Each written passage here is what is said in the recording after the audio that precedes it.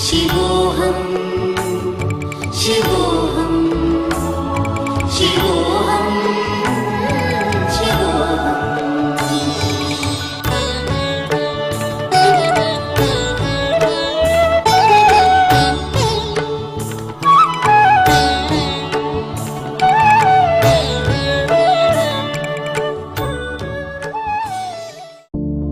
Science is the result of the mind, whereas the Bhagavad Gita was preached by God, who has no body, mind, intellect, or BMI complex. He is the one who has no identification with his body, mind, or intellect and is the form of ultimate consciousness.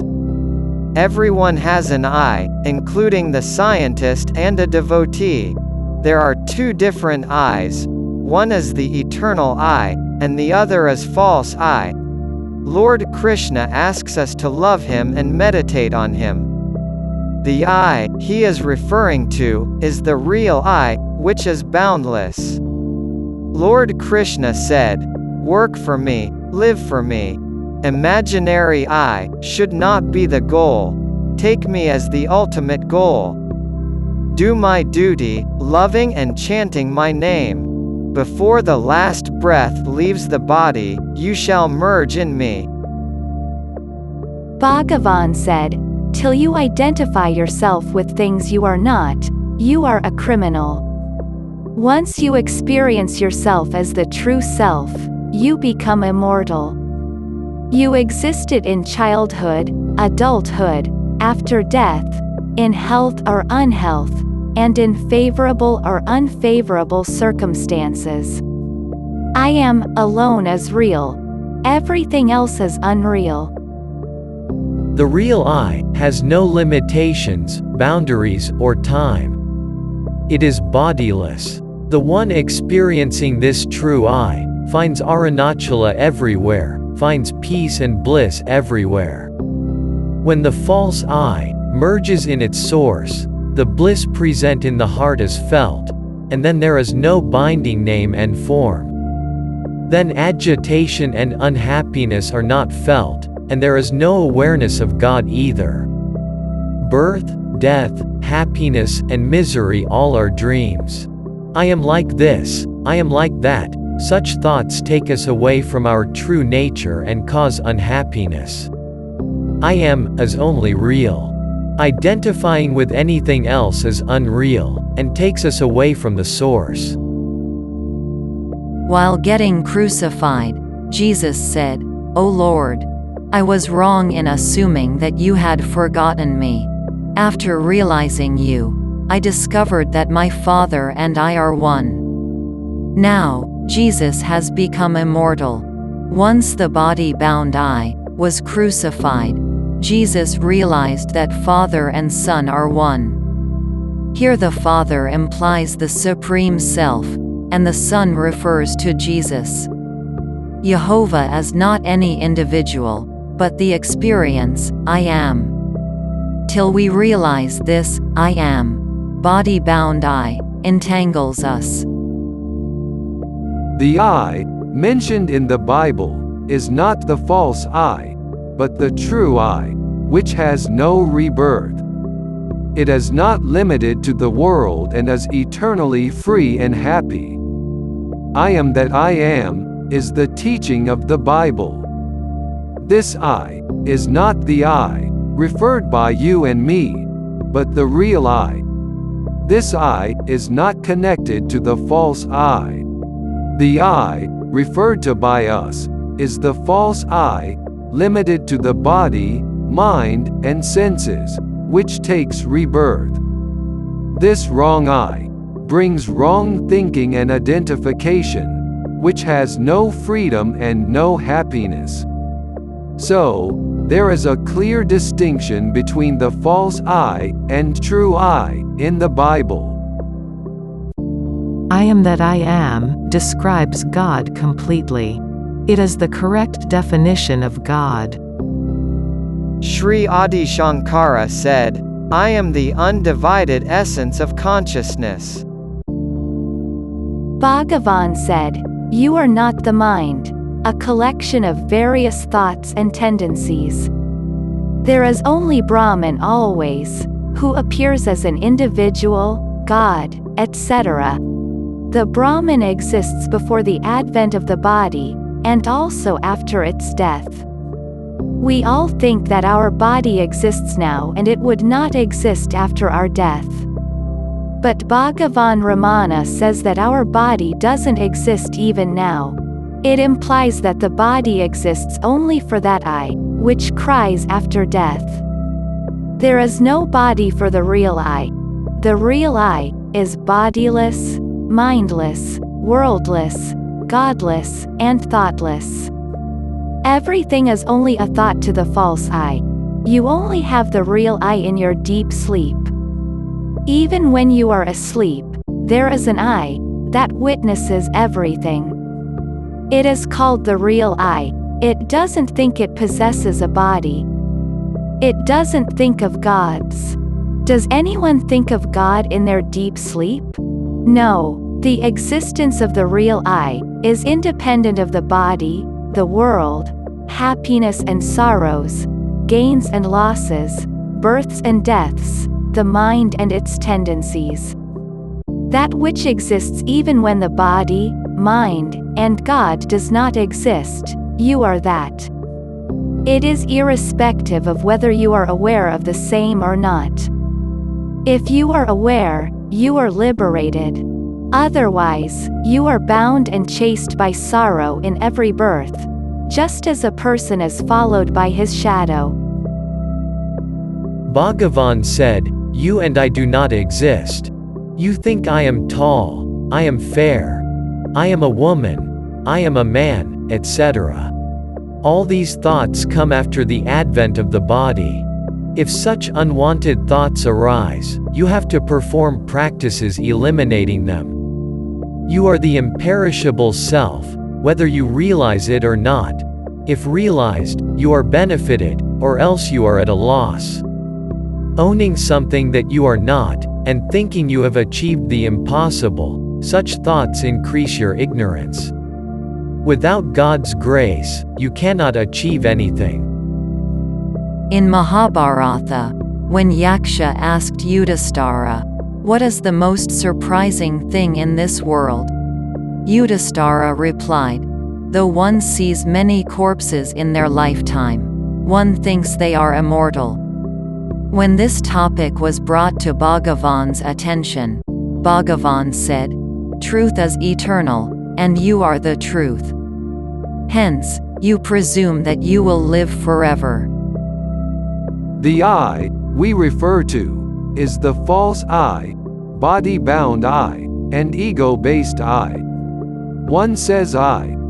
This I is the imaginary I, body-bound I, and not the true I. This body-bound I originated from true I. Its relationship resembles a bubble and ocean relationship. If a bubble bursts, it becomes water in the ocean. Similarly, if primary I is destroyed, one does not die but becomes self and enjoys bliss. We feel we cannot enjoy life if the individual I is destroyed. This primary I is a thought that gets subdued with other thoughts while in deep sleep. In the waking state, we should practice to get rid of this false I, to realize the truth, which is not a thought. This realization does not remove or lessen our pleasures. The truth enjoys the truth. Then we do not need to eat sweets or watch movies for enjoyment. This bliss after realization is not annoying. It is fresh and independent. Stop living in the imaginary world and get the bliss to know its value.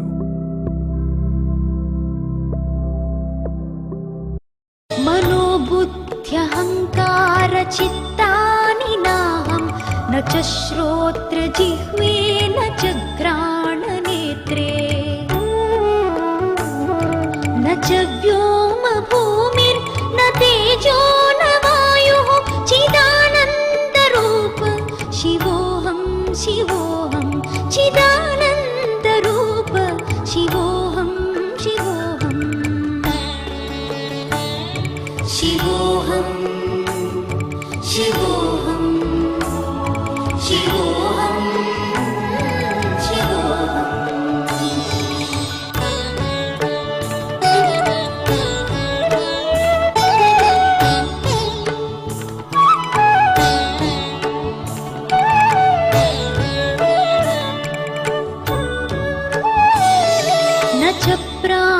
संज्ञो न वै पञ्चवायुः न वा सप्तधातुर्न वा पञ्चकोशाः न वाक्पाणिपादं न चोपस्थपायो चिदानन्दरूप शिवोऽहं शिवोऽहं चिदानन्दरूप शिवोऽहं शिवोऽहं शिवोऽहं शिवोऽहं शिवोऽहं शिवोऽहम्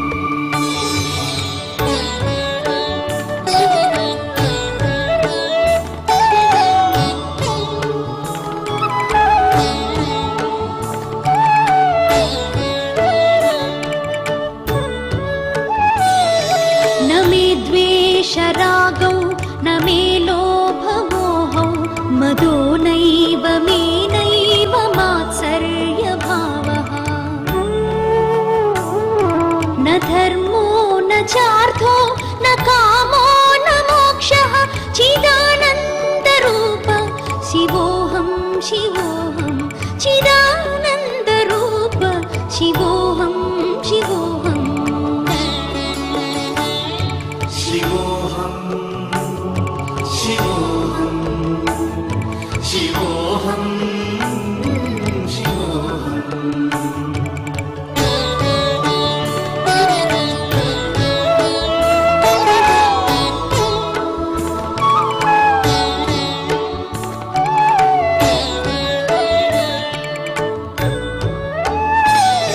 न पुण्यं न पापं न सौख्यं न दुःखं न मन्त्रो न तीर्थं न वेदा न यज्ञाः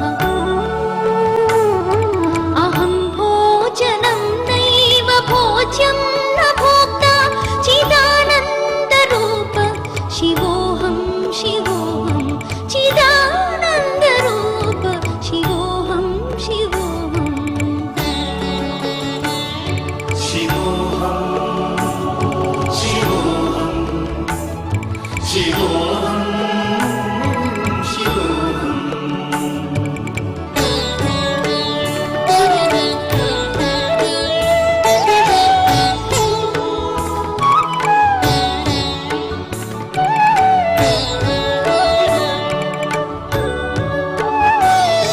न मृत्युर्न शङ्का न मे जातिभेदः पिता नैव मे नैव माता न जन्मा न बन्धुर्न मित्रं गुरुर्नैव शिष्यः चिदानन्दरूप शिवोऽहं शिवोऽहं चिदानन्दरूप शिवोऽहं शिवोऽहं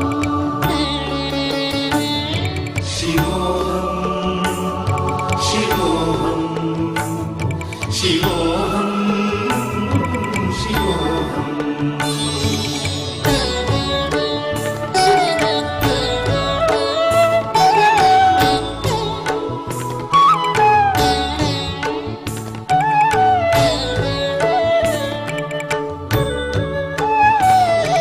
अहं निर्विकल्पो निराकाररूपो विभुत्वाच्च सर्वत्र सर्वेन्द्रियाणाम्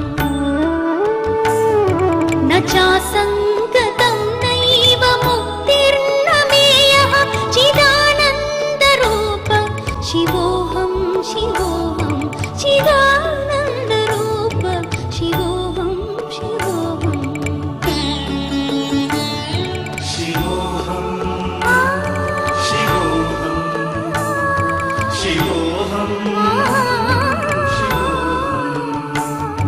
शिवोऽहं शिवोऽहं शिवोऽहं